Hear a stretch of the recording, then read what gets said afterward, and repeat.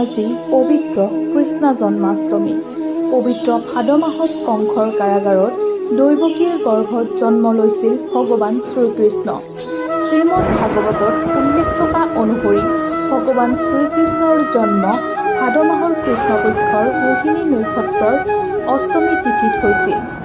সেই অনুসৰি হিন্দু ধৰ্মাৱলম্বী লোকসকলে ভগৱান শ্ৰীকৃষ্ণৰ জন্ম উৎসৱ উলহ মালহেৰে পালন কৰি আহিছে। মথুৰাত জন্মাষ্টমীক লৈ উৎসৱমুখৰ পৰিৱেশে বিৰাজ কৰিছে। আজি ভগৱান শ্ৰীকৃষ্ণৰ গুণানুকীৰ্তনৰ বাবে ৰাজ্যৰ সত্ৰ নামঘৰসমূহত ভক্তৰ ভিৰ আৰম্ভ হৈছে। ভক্তিৰসৰ অমিয়া সুৰেৰে জীপাল হৈ পৰিছে উজনি নামনি।